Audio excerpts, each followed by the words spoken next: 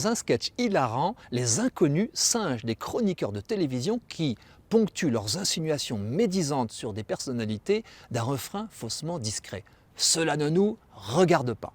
Eh bien, je prends volontiers le contre-pied de cette assertion, car elle est typique de la société individualiste, où l'on est chacun chez soi et les poules seront bien gardées. Au nom du « cela ne nous regarde pas », l'on ferme les yeux sur trop d'injustice et de misère. On laisse des personnes ou des peuples se faire maltraiter et violenter sans s'engager. Comme Ponce Pilate, on s'en lave les mains. Ne louons-nous pas tous le sans-gêne du bon samaritain qui s'occupe d'un pauvre homme dont le destin n'a pas regardé quelques notables pressés? Malheureusement, chacun se retrouve dans des situations où il renonce à intervenir par peur d'être entraîné trop loin ou juste dérangé. Nous refusons de voir les injustices qui nous gênent et nous sortiraient de notre confort.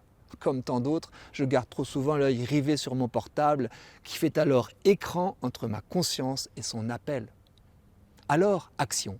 Décidons d'exercer, certes avec prudence, notre devoir d'ingérence dans des situations d'injustice ou de fragilité. Quand je le fais, j'en ressors heureux. Il ne s'agit pas bien sûr d'accrocher le bras d'une personne non-voyante sans lui demander son avis, mais de proposer spontanément son aide. L'injustice ou le malheur, quelles qu'en soient les victimes, nous appelle à nous mêler des affaires d'autrui, au nom de la fraternité universelle.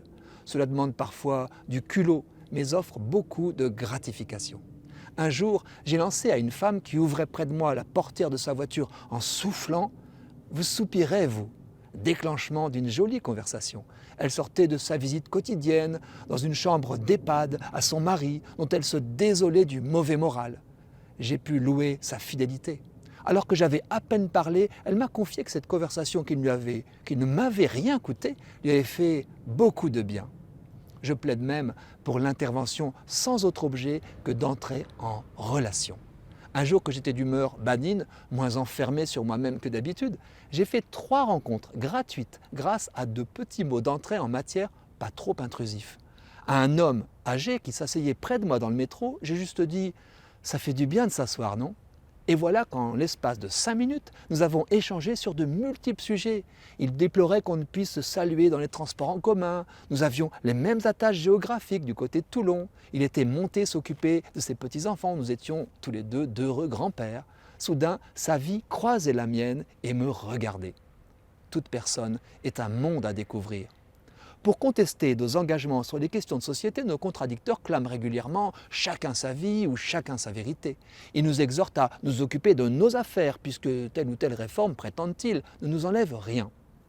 J'ai envie de citer la maxime de Terence. « Je suis un homme et rien de ce qui est humain ne m'est étranger ». Mieux vaut l'ingérence que l'indifférence.